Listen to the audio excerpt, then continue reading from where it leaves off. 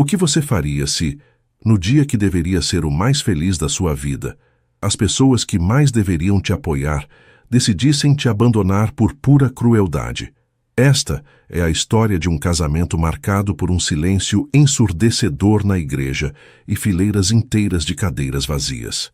Fui uma noiva abandonada não pelo homem que amava, mas pela minha própria carne e sangue. Fui humilhada em mensagens de texto, ridicularizada por minhas irmãs e ignorada pela minha mãe. Tudo porque eles julgavam o homem que escolhi como alguém indigno e inferior.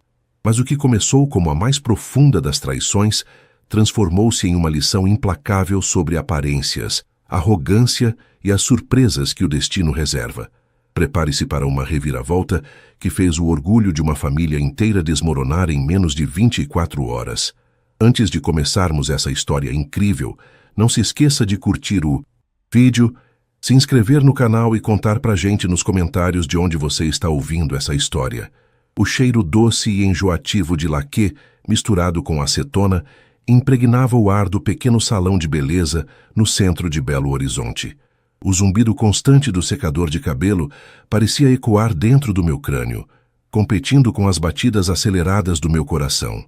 Clarice, a maquiadora, passava o pincel macio de pó translúcido sobre as minhas bochechas com uma delicadeza que contrastava brutalmente com a tempestade nervosa que se formava no meu estômago. Eu me olhava fixamente no grande espelho iluminado por fileiras de lâmpadas amareladas e via uma mulher pronta para o momento mais importante de toda a sua vida. O vestido de renda chantilly abraçava meu corpo com precisão, pesando levemente sobre os meus ombros de uma forma que me fazia sentir a gravidade do compromisso que eu estava prestes a assumir. Mas o que deveria ser um brilho de pura alegria incontida nos meus olhos castanhos era, na mais triste das verdades, uma poça pesada de lágrimas contidas a muito custo. O enorme relógio de parede em formato de sol no canto da sala marcava 17 horas e 45 minutos. Meu casamento estava marcado irrevogavelmente para as 18 horas em ponto na velha paróquia de Pedra, localizada a apenas algumas quadras movimentadas dali. O combinado familiar era simples e direto. Minha mãe, Eliane, viria me buscar pontualmente. Ela havia me prometido, com lágrimas nos olhos algumas semanas antes, que estaríamos absolutamente juntas nesse momento sagrado. Prometeu que me ajudaria a colocar o longo véu de tule, que seguraria a minha mão trêmula no carro e me conduziria com orgulho até o altar, preenchendo o vazio deixado desde que meu pai falecera há tantos anos. Eu havia acreditado nela piamente. Mais uma vez, na minha ingenuidade crônica em relação ao meu próprio sangue, cometi o terrível erro de achar que, pelo menos no meu dia, a minha família deixaria o julgamento ácido de lado e simplesmente me amaria pelo que eu era. O silêncio do meu celular, deixado sobre a bancada de mármore sintético, era de longe a coisa mais barulhenta e desesperadora de todo aquele salão. Nenhuma chamada perdida, nenhuma mensagem rápida de áudio dizendo "Estou presa no trânsito da Avenida Afonso Pena" ou "Já estou virando a esquina, filha". Clarice pigarreou sutilmente, ajeitando as escovas no balcão e quebrando o silêncio desconfortável daquela espera agoniante que já durava meia hora. "Clarice, por favor, você pode me passar o telefone?" Pedi, tentando manter a pose de noiva calma, mas a voz falhando miseravelmente. Na última sílaba, minhas mãos suavam frio, e o tecido trabalhado do vestido começava a pinicar a linha da minha cintura devido à tensão física. Ela me entregou o aparelho prateado com um sorriso apertado de pena que revirou o meu estômago em náuseas profundas. Deslizei o dedo indicador trêmulo pela tela fria de vidro e abri o aplicativo de mensagens. Havia dezenas e dezenas de notificações acumuladas, mas nenhuma única palavra no chat privado. Com a minha mãe. As mensagens piscavam incessantemente no grupo intitulado Família Alencar. O sangue drenou do meu rosto no exato instante em que comecei a ler a troca frenética de mensagens que acontecia abertamente enquanto eu me arrumava para ir ao altar. A primeira mensagem cruel a saltar aos meus olhos era de Priscila, minha irmã mais velha. Uma mulher extremamente fútil que sempre baseou o seu caráter e valor pessoal no limite do cartão de crédito do marido. Gente, sinceramente, escreveu ela com letras maiúsculas e arrogantes. Alguém aqui vai mesmo comparecer a esse circo dos horrores? Eu acabei de abastecer o carro e vi o preço absurdo da gasolina. Atravessar a cidade inteira para ver a caçula cometer suicídio social e financeiro na frente de todo mundo. Me poupem do trabalho. Ela definitivamente não vale a gasolina gasta para chegar à porta daquela igreja. Logo abaixo, Camila, a irmã do meio, havia enviado uma figurinha animada rindo histericamente, seguida de um texto puramente venenoso. Eu avisei desde o começo, não foi? Que humilhação gigantesca para o nosso nome. Casar com um motoboy.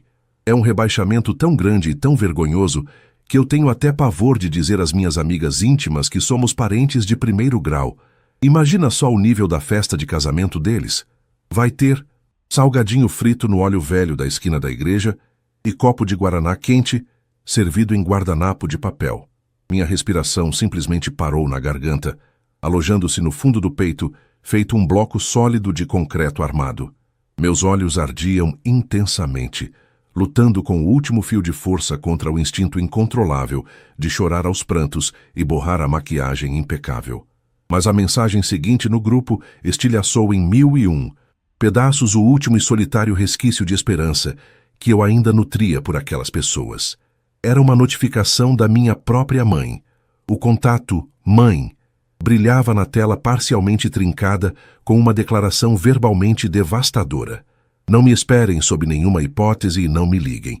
Eu concordei em levá-la por pura e simples pena, para não causar alarde antes, mas não passarei pelo vexame público intolerável de entregar minha própria filha para um entregador de lanches sem qualquer futuro na vida. Deixem que ela se case completamente sozinha no altar e sinta na pele o peso amargo das péssimas escolhas que fez desde que conheceu esse infeliz. Fiquei petrificada na cadeira do salão. A humilhação crua queimava sob a minha pele, feito ácido sulfúrico, incendiando minhas bochechas com um rubor incontrolável de vergonha indescritível e fúria vulcânica. O aparelho de celular tremia violentamente nas minhas mãos molhadas de suor. Eles acharam que seria uma piada incrivelmente engraçada me deixar sozinha. Um boicote frio e milimetricamente orquestrado no dia do meu próprio casamento.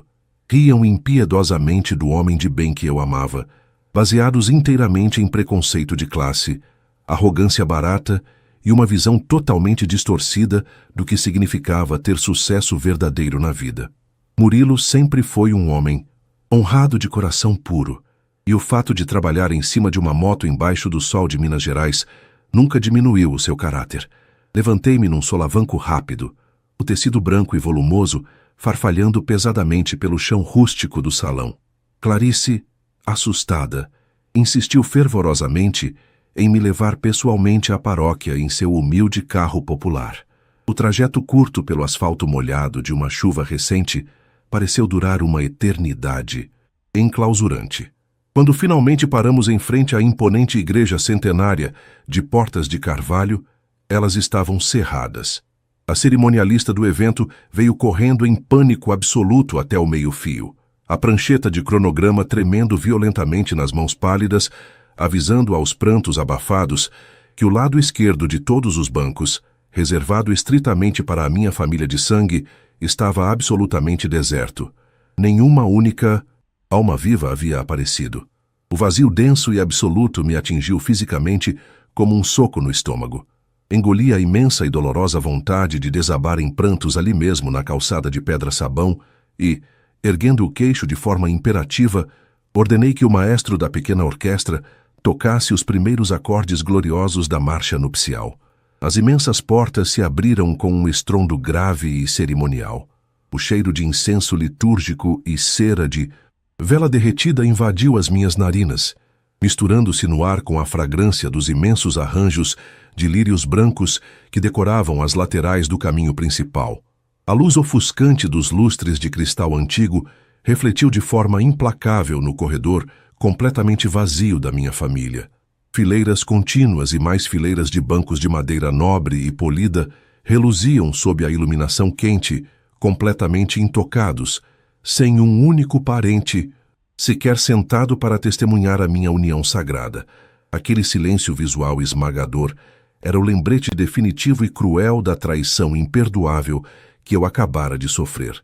Mas lá no final do tapete carmesim, em pé e esperando por mim, estava o meu único e verdadeiro porto seguro. Murilo estava impecavelmente alinhado em um terno escuro feito sob medida. Ao perceber que as pesadas portas de madeira se abriram de par em par, revelando apenas a minha figura solitária no início da nave, seus olhos perspicazes varreram a metade vazia da igreja em uma fração de segundo, e ele compreendeu tudo o que havia acontecido. O maxilar dele trincou com uma raiva silenciosa e extremamente controlada. Sem hesitar e ignorando solenemente os sussurros perplexos dos poucos convidados do lado direito, ele quebrou todas as regras cerimoniais e desceu os degraus do altar. Caminhou com passos firmes e inabaláveis até o exato meio do corredor comprido para segurar com firmeza a minha mão fria e trêmula, guiando-me sem soltar por um segundo sequer para a nova vida. Elas poderiam zombar da nossa suposta miséria hoje, mas o que a minha mãe desalmada e as minhas duas irmãs presunçosas não faziam a menor e mais distante ideia, cegas pelo próprio egoísmo, é que o homem de ombros largos de pé no altar guardava consigo um segredo estrondoso e transformador. Amanhã pela manhã, através da tela rachada dos mesmos celulares de luxo que usaram para me humilhar e me descartar, elas saberiam a verdade monumental sobre quem o modesto noivo motoboy realmente era na alta hierarquia financeira. Mas hoje, diante daquele altar iluminado e de mãos dadas com o homem que eu escolhi, eu me casaria em absoluta e invencível paz. A caminhada até o altar, que deveria ter sido o momento de glória, inesquecível ao lado da mulher que me deu a vida, transformou-se em um ato de pura resistência silenciosa e de uma cumplicidade inabalável com o homem que agora segurava a minha mão com tanta firmeza. O contato da palma quente e levemente áspera de Murilo contra a minha pele gelada pelo nervosismo funcionou como uma âncora instantânea e poderosa, puxando-me de volta da beira de um abismo emocional escuro e assustadoramente profundo. Enquanto caminhávamos lado a lado sobre o tapete carmesim macio e impecavelmente limpo, o som grave, melancólico e aveludado do violoncelo reverberava de forma majestosa pelas paredes centenárias de pedra da velha paróquia no coração de Belo Horizonte. Eu não conseguia desviar o olhar do perfil marcante dele nem por um milésimo de segundo. A mandíbula tensa demonstrava a indignação contida e silenciosa por ver as fileiras inteiras de bancos de madeira, maciça completamente vazias à minha esquerda. Mas seus olhos escuros e amendoados transmitiam uma segurança incrivelmente reconfortante. O cheiro sutil do perfume amadeirado dele, misturado com um leve toque de lavanda fresca, acalmava os batimentos frenéticos do meu coração a cada passo solene dado em direção ao padre, que nos aguardava sorridente. O sermão tradicional foi um borrão de palavras bonitas e reconfortantes sobre resiliência, fé, inabalável e a verdadeira essência do matrimônio. Mas o que realmente se cravou na minha memória sensorial, para todo o sempre, foi o momento exato da troca de votos. Quando Murilo deslizou a fina e elegante aliança de ouro amarelo pelo meu dedo anelar esquerdo, ele se inclinou suavemente e aproximou os lábios do meu ouvido, o hálito quente contrastando agradavelmente com a temperatura amena e controlada do interior da igreja. Eu serei a sua única família agora, minha Isadora, ele sussurrou, com a voz grave e embargada por uma emoção crua e absolutamente genuína. Eles não fazem a menor ideia do diamante inestimável que acabaram de jogar fora por pura e simples ignorância. Naquele exato segundo, uma lágrima quente e solitária escorreu lentamente pela minha bochecha direita, borrando levemente a maquiagem impecável que a Clarice havia feito com tanto zelo no salão. Não era, de forma alguma, uma lágrima de tristeza amarga pela mãe que me abandonou covardemente, ou pelas irmãs que me humilharam sem piedade, mas sim uma lágrima de alívio absoluto por ter escolhido o homem certo, independentemente das aparências superficiais e dos julgamentos cruéis que sempre regeram a dinâmica da minha família tóxica. A badalada recepção do nosso casamento aconteceu logo em seguida, em um casarão histórico maravilhosamente restaurado no prestigiado bairro da Pampulha. A minha família ingrata acreditava fielmente que eu serviria salgadinhos fritos em óleo velho e refrigerante quente em copos de plástico baratos. A realidade inquestionável, no entanto, era um banquete refinado e deslumbrante, assinado por um dos chefes de alta gastronomia mais renomados de todo o estado de Minas Gerais. Dezenas de garçons meticulosamente engravatados circulavam de forma ágil e silenciosa pelo salão espaçoso, equilibrando perfeitamente bandejas de prata de lei repletas de canapés de salmão defumado, vol au vent de cogumelos selvagens e taças de cristal reluzente transbordando o mais fino espumante importado. O contraste colossal entre a mentira que minhas irmãs haviam contado a si mesmas no grupo de mensagens e a verdade suntuosa daquela noite inesquecível era quase poético.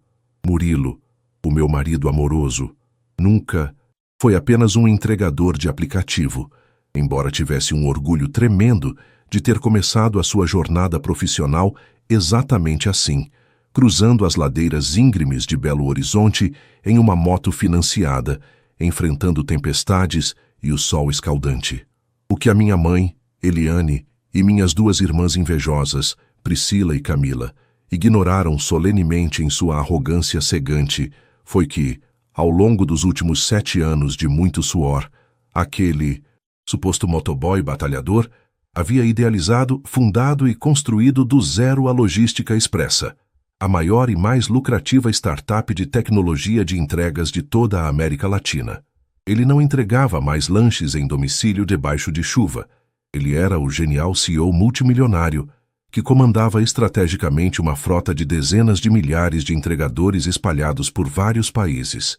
Ele mantinha um estilo de vida propositalmente discreto, porque abominava profundamente a ostentação vazia e a futilidade, preferindo sempre usar roupas confortáveis, dirigir carros comuns e blindados no dia a dia, e manter os pés firmemente plantados no chão da realidade. Ele queria, acima de qualquer outra coisa, que eu o amasse verdadeiramente pelo homem íntegro que ele era por dentro, e não pelo vasto império financeiro que havia construído com tanto esforço.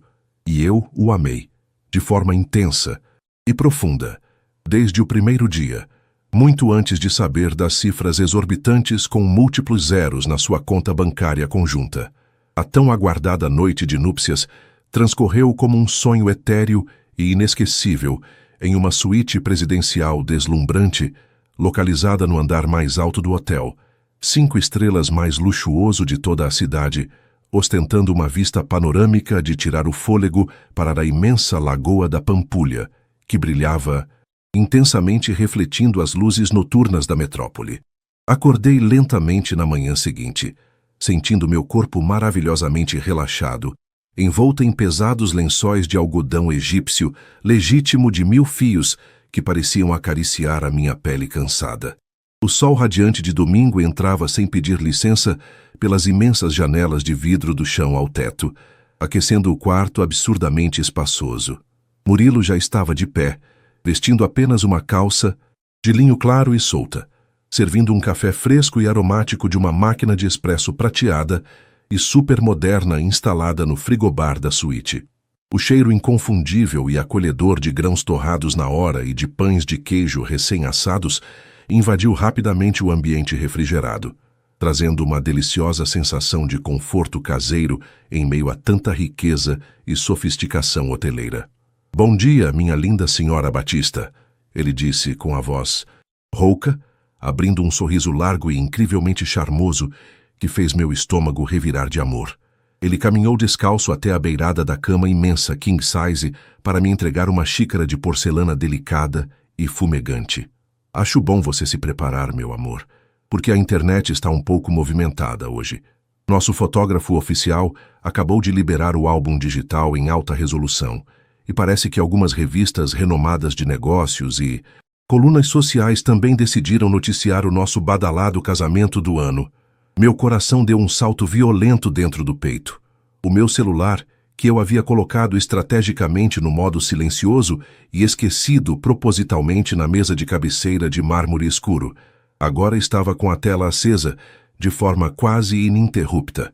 Estiquei o braço preguiçosamente, os músculos ainda doloridos da festa, e alcancei o aparelho de metal frio. Havia literalmente centenas de notificações de diversos aplicativos acumuladas durante toda a madrugada e o início iluminado daquela manhã.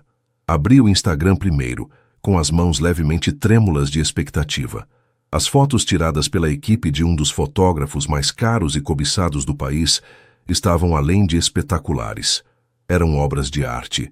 Havia registros maravilhosos e emocionantes do nosso beijo apaixonado no altar, da decoração, deslumbrante e extravagante, composta por milhares de orquídeas brancas pendentes no teto do salão, e de nós dois brindando alegremente ao lado de figuras carimbadas da alta sociedade empresarial, investidores bilionários do setor de tecnologia e até mesmo uma grande celebridade da televisão nacional que era amiga pessoal de longa data de Murilo.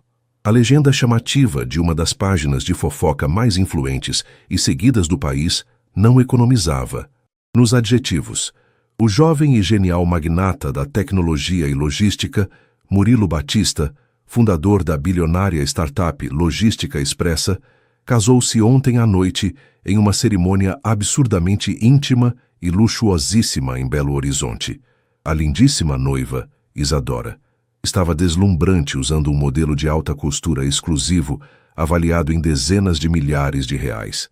O luxo e a emoção tomaram conta da noite que parou a elite mineira.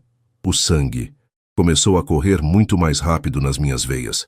Uma onda de adrenalina quente e revigorante, substituindo instantaneamente o agradável torpor do sono matinal. Imediatamente, sem perder mais tempo, fechei o aplicativo de fotos e abri o maldito aplicativo de mensagens verdes. O famigerado grupo Família Alencar, que ontem fervia de insultos pesados, deboches gratuitos e piadas sádicas e maldosas sobre o motoboy fracassado e sem futuro, agora havia se transformado em um patético show de horrores de desespero palpável e de um choque profundo e absoluto. As mensagens de texto frenéticas haviam começado a chover ininterruptamente por volta das 7 da manhã em ponto, que era o horário exato em que a ardilosa Priscila costumava abrir o celular enquanto tomava seu café da manhã pretensioso e sem graça na sua cozinha planejada. Isadora, pelo amor de Deus, me responde.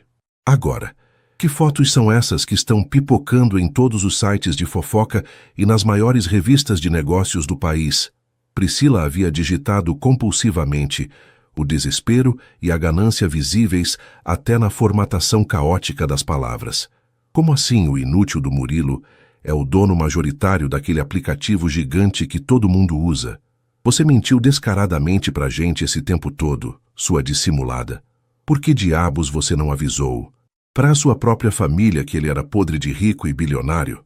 Logo em seguida, a dissimulada da Camila havia enviado uma longa sequência de áudios frenéticos e chorosos, mas o texto longo que acompanhava a enxurrada de mensagens resumia perfeitamente o pânico financeiro e o arrependimento puramente superficial. Minha irmãzinha querida, me perdoa, por favor. A gente não tinha a menor noção de quem ele era de verdade. Juro pela minha vida. A mamãe está passando muito mal aqui no sofá da sala. A pressão arterial dela subiu a um pico perigoso quando ela abriu a internet e viu as fotos da festa deslumbrante e de todos aqueles empresários famosos presentes. A gente estava apenas brincando ontem no grupo. Você sabe muito bem como a gente é boba e adora fazer uma fofoca de mau gosto, né? A gente ia na festa sim, nós estávamos até arrumadas, mas foi só um contratempo chato. Com o motor do carro na hora de sair. Aquela mentira deslavada, cínica e covarde me deu uma vontade repentina e azeda de vomitar o café que eu sequer havia bebido. Elas não estavam minimamente arrependidas de me fazer chorar no salão ou de me humilhar de forma sádica. Elas estavam puramente aterrorizadas com a gigantesca oportunidade financeira, as viagens grátis e o prestígio social estrondoso que haviam acabado de jogar diretamente na lata do lixo orgânico por puro e burro preconceito de classe. Eu respirei fundo, absorvendo o ar limpo do quarto, o aroma encorpado do café de Murilo me ancorando confortavelmente de volta ao meu presente maravilhoso e promissor. A tão falada vingança, eu percebi claramente naquele instante, sentada naquela cama macia de luxo incalculável. Não precisava ser um prato amargo servido frio. Ela já havia sido servida com elegância, inquestionável em taças de cristal baccarat, fotografada em alta resolução para toda a nação, ver e esfregada diretamente e sem nenhum pudor na cara espantada daquelas mulheres rasas e fúteis. Mas eu definitivamente não as deixaria falando no vácuo do esquecimento. O silêncio ignorante seria indulgente e condescendente demais da minha parte, e eu precisava cortar esse cordão umbilical podre e tóxico de uma vez por todas, da forma mais didática e definitiva possível. Posicionei minhas duas mãos sobre a tela iluminada e comecei a digitar a minha resposta com os dedos ágeis. Um sorriso frio, implacável, porém profundamente e curativamente libertador, curvando devagar os cantos da minha boca. O brilho da tela do celular refletia intensamente nas minhas pupilas, iluminando o rastro de uma satisfação fria que eu nunca imaginei ser capaz de sentir. O cursor piscava, ritmicamente no campo de texto do grupo da família, como se estivesse me incentivando a despejar cada gota de verdade acumulada em anos de silenciamento e menosprezo. Olhei para o lado e vi Murilo terminando de dar um nó elegante no seu roupão de seda azul marinho. Ele me observava com um olhar de quem compreendia que aquele momento não era sobre dinheiro ou vingança barata, mas sobre o resgate definitivo da minha dignidade. Respirei fundo, sentindo o ar condicionado da suíte presidencial refrescar minha pele, e comecei a digitar com uma precisão cirúrgica, escolhendo cada palavra como se estivesse traçando uma linha divisória inultrapassável entre o meu passado de humilhações e o meu futuro de liberdade. Bom dia para quem ainda tem coragem de me chamar de família, escrevi, sentindo um peso enorme sair dos meus ombros. Ontem, o valor da gasolina era alto demais para testemunhar o meu casamento. Ontem, o meu marido era apenas um rebaixamento e um motoboy sem futuro, que não merecia a presença de vocês. Engraçado como, em menos de 24 horas, a gasolina parece ter baixado de preço e o caráter do Murilo se tornou irrelevante diante do saldo bancário dele. Priscila, não se preocupe com o meu silêncio dissimulado. Eu não escondi quem ele era. Vocês é que estavam ocupadas demais, contando o dinheiro dos seus maridos e medindo o valor das pessoas pela marca do carro que elas dirigem para enxergar um homem de verdade. Camila, diga à mamãe que não precisa se preocupar com a pressão arterial. Ela está ótima para quem passou a tarde de ontem rindo de mim no sofá, enquanto eu entrava sozinha em uma igreja vazia. Vocês não perderam um casamento por causa de um contratempo no motor. Vocês perderam a única pessoa desta família que ainda tentava amar vocês, apesar da podridão dos seus corações. A partir de hoje, a noiva sozinha que vocês criaram não existe mais. Eu sou a Senhora Batista, e para vocês, o acesso a esta nova vida está permanentemente negado. Não nos procurem, não liguem e, por favor, não gastem mais a preciosa gasolina de vocês tentando me encontrar. O meu perdão não está à venda, e a minha nova família não aceita penetras. Assim que apertei o botão de enviar, o grupo explodiu em uma nova onda de notificações frenéticas. O nome da minha mãe piscava na tela em uma chamada de vídeo que eu fiz questão de recusar com um deslize seco de dedo.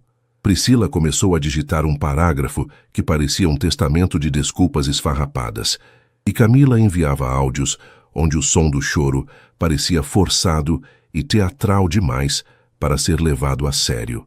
Elas estavam desesperadas, não pela perda da minha companhia, mas pela perda do camarote VIP para a vida de luxo que agora eu ostentava sem nem precisar me esforçar. Elas queriam os convites para os jantares de gala, as viagens de jatinho para o exterior e as bolsas de grife que imaginavam que eu distribuiria como migalhas de reconciliação. Bloqueei cada um dos contatos, um por um, sentindo um estalo mental de libertação a cada clique. Retirei-me do grupo Família Alencar e, em seguida, apaguei o histórico de conversas, limpando os detritos de anos de toxicidade da memória do meu aparelho e da minha vida. Murilo se aproximou por trás envolvendo seus braços fortes ao redor da minha cintura e apoiando o queixo no meu ombro. O calor do corpo dele me trazia de volta para a realidade sólida e segura que havíamos construído. "Você está bem?" Ele perguntou com aquela voz calma que sempre conseguia desarmar qualquer uma das minhas defesas. "Estou melhor do que nunca", respondi, virando-me em seus braços para encará-lo. Senti como se estivesse tirando um sapato que apertava meus pés há 25 anos. É uma sensação estranha de vazio, mas um vazio limpo, entende? Ele assentiu e me deu um beijo suave na testa, o metal frio da sua aliança tocando minha pele como um selo de proteção. Ele sabia, melhor do que ninguém, o que era ser subestimado pelo mundo e ter que provar seu valor através do trabalho duro, enquanto aqueles que deveriam apoiá-lo apenas observavam das sombras, esperando por uma falha. Passamos o restante da manhã ignorando o caos que havíamos causado na alta sociedade de Belo Horizonte. O serviço de quarto trouxe um banquete de frutas tropicais frescas, iogurtes artesanais e mel silvestre colhido nas montanhas de Minas. Enquanto comíamos na varanda, observando o movimento distante dos carros lá embaixo, eu percebi que a verdadeira vingança não era ver minha mãe e irmã sofrendo ou implorando. A verdadeira vingança era o fato de que eu agora habitava um mundo onde a opinião delas não tinha absolutamente nenhum peso. Elas continuariam naquela casa antiga, amarguradas, cuidando das aparências de uma classe média decadente, enquanto eu estaria descobrindo o mundo ao lado do homem que elas tiveram o azar de desprezar. Naquela tarde, enquanto fazíamos as malas para a nossa lua de mel nas Maldivas, Murilo recebeu um telefonema de sua secretária executiva. Ela informou que 3 mulheres estavam na recepção da sede da Logística Expressa, exigindo falar com o CEO e alegando serem parentes próximas, que precisavam tratar de um assunto urgente de saúde na família. Murilo olhou para mim, esperando minha reação. Eu apenas sorri e balancei a cabeça negativamente. Ele, então, falou ao telefone com uma voz gélida e impessoal que eu raramente ouvia. "Diga a essas senhoras que o Sr. Batista não possui familiares com esses nomes e que, se elas continuarem perturbando o ambiente de trabalho, a segurança privada será acionada para retirá-las do prédio. E por favor, deixe claro que nenhuma doação ou assistência será prestada a essas pessoas agora ou no futuro." Ouvir aquilo foi o ponto final de que eu precisava. O ciclo estava encerrado. Saímos do hotel em direção ao aeroporto de Confins em um carro preto blindado, escoltados pela discrição que o sucesso de Murilo exigia. Enquanto o veículo deslizava suavemente pela rodovia, olhei pela janela e vi um entregador em uma moto azul, costurando o trânsito com pressa e determinação. Lembrei-me de quando Murilo chegava na minha casa naquela mesma moto, com o capacete arranhado e o sorriso cansado, trazendo um lanche para dividirmos no portão, porque eu não tinha dinheiro para jantar fora. Minha família o via como um nada, mas eu sempre vi o rei que ele era antes mesmo de ele ter um castelo.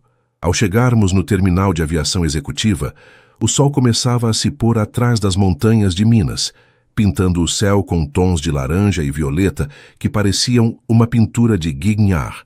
O jatinho particular de Murilo brilhava na pista, com os motores já aquecendo para a nossa partida.